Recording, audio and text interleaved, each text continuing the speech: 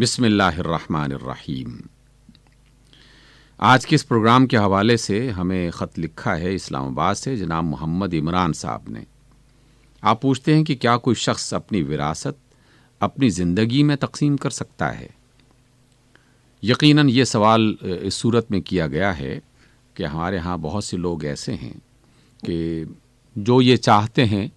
کہ ان کے انتقال کے بعد، ان دنیا سے جانے کے بعد، ان کی اولاد آپس میں کسی اختلاف کا شکار نہ ہو، ان کے درمیان میں جھگڑا نہ ہو۔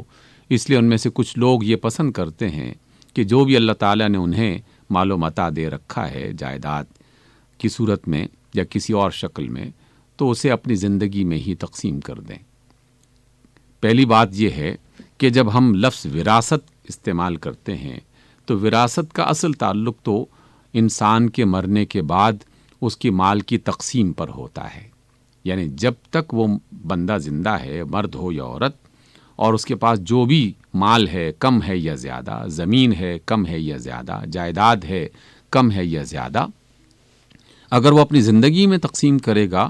تو در حقیقت وہ وراثت نہیں ہے، وہ عطا ہے، وہ ہدیہ ہے، وہ کسی کو دینا ہے۔ اور اس حوالے سے بنیادی اصول جو اللہ کے رسول صلی اللہ علیہ وسلم ہمیں عطا کرتے ہیں، اور وہ یہ ہے کہ سووا بین اولادکم فی العطیہ، کہ اپنے بچوں میں جب کوئی چیز تقسیم کرو تو اس میں برابری اختیار کرو۔ برابری سے مراد یہ ہے کہ جس کی جتنی ضرورت ہے اس کے مطابق اس کو دیا جائے، اور اگر ویسے عطیہ اور انعام دینا ہے تو پھر ہر ایک کا خیال رکھتے ہوئے اسے عطا کیا جائے اور اس میں برابری اختیار کی جائے، مساوات اختیار کی جائے۔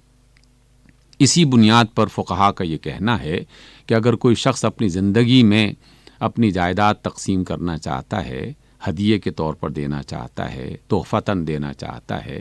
تو اسے چاہیے کہ اس کی اولاد، چاہے وہ بیٹے ہوں یا بیٹیاں، تعداد کم ہو یا زیادہ، ان کے درمیان میں برابری کی بنیاد پر، مساوات کی بنیاد پر تقسیم کرے۔ یہی زیادہ بہتر ہے۔ لیکن اگر کوئی شخص یہ سمجھتا ہے کہ نہیں، میں وراثت کے طور پر یہ جائیداد اور یہ مال و متاع تقسیم کرنا چاہتا ہوں، تو اس کا سب سے اچھا طریقہ یہ ہے کہ اپنی ساری اولاد کو اپنے سامنے بٹھا کر اور جو بھی اللہ تعالیٰ نے انہیں دے رکھا ہے اس کا حساب کتاب کر کے اسے تحریر کر دیا جائے، تمام بچوں کو اس پر راضی کر لیا جائے،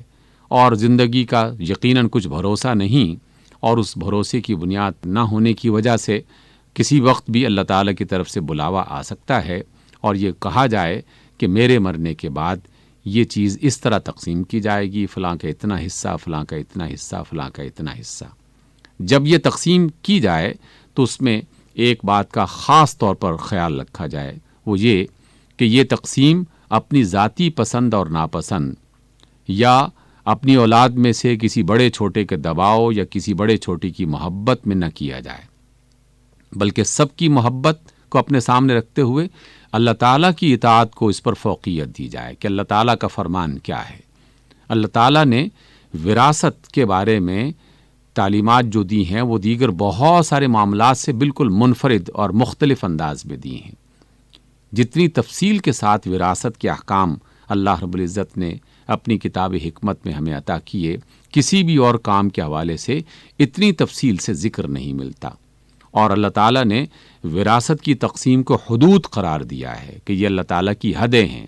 گویا کہ ان حدود کو پھلانگا نہیں جا سکتا، ان کو توڑا نہیں جا سکتا، ان کی خلاف ورزی کرنا اللہ تعالیٰ کے ہاں گناہ میں شمار ہوگا۔ اس لیے ان حدود کو بنیاد بناتے ہوئے جو بھی اللہ تعالیٰ نے وراثت کا طریقہ عطا کر رکھا ہے، جس کا جتنا حصہ بنتا ہے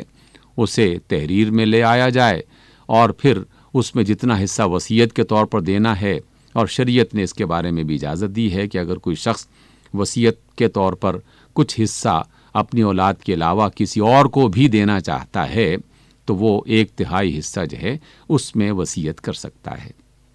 اور یہ بھی بنیادی شرط ہے کہ وراثت کی تقسیم اس وقت تک نہیں ہوگی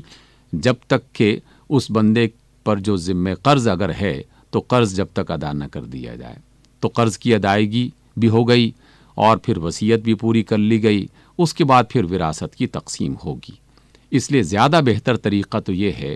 کہ اپنی زندگی میں جو بھی اپنی اولاد میں کچھ تقسیم کرنا ہے تو اسے مساوات اور برابری کی بنیاد پر تقسیم کیا جائے، یہ زیادہ اچھا ہے۔ اور اگر کوئی شخص وراثت کے حوالے سے کوئی جائیداد تقسیم کرنا چاہتا ہے تو اس کا بھی بہتر طریقہ یہ ہے کہ وہ باقاعدہ ایک ایسی تحریر بنا لے جس میں اپنے بچوں کو سامنے بٹھا کر اور ان کا اتفاق کروا لے، اور اس دوران اللہ تعالیٰ اور اس کے رسول صلی اللہ علیہ وسلم کے بتائے ہوئے اصولوں کے پیش نظر پورا کا پورا تقسیم کیا جائے، اور ان شرائط کے ساتھ کہ جس میں قرض کی ادائیگی بھی شرط ہے، اور جس میں اگر کوئی شخص اپنی وصیت کے طور پر کوئی وصیت لکھوانا چاہتا ہے اور کچھ حصہ اس کا اس کے علاوہ کچھ اور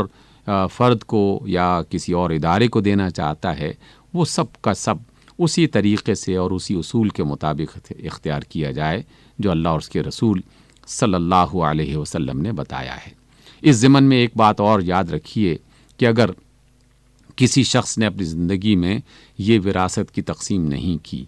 تو اس کا قطعی مطلب نہیں ہے کہ اب اس کے بچے، اس کی اولاد ان کے انتقال کے بعد جس پر چاہیں ظلم کریں، جس پر چاہیں جبر کریں، اور جس کا زور چل گیا اس نے قبضہ کر لیا کسی چیز پر۔ یہ اللہ تعالیٰ کی حدود ہیں، ان کو کسی طریقے سے نقصان نہیں پہنچنا چاہیے۔ جس کا جتنا حصہ بنتا ہے، بہنوں کا حصہ پورا دیا جائے، بھائیوں کا حصہ جتنا جتنا بنتا ہے اس کو پورا دیا جائے، اور اس کے علاوہ جتنے جو دیگر ورثاء ہیں اگر کسی کا حصہ بنتا ہے تو اس کو بھی لازماً اس میں شریک کیا جائے، اور اللہ تعالیٰ کی خلاف ورزی اور اس کی شریعت کی خلاف ورزی جو ہے اس سے بچنے کی کوشش کی جائے۔ اللہ تعالیٰ ہم سب کو دین اسلام کا فہم عطا فرمائے اور اپنے ہر کام کو اللہ تعالیٰ کے حکموں کے مطابق پورا کرنے کی توفیق عطا فرمائے، آمین۔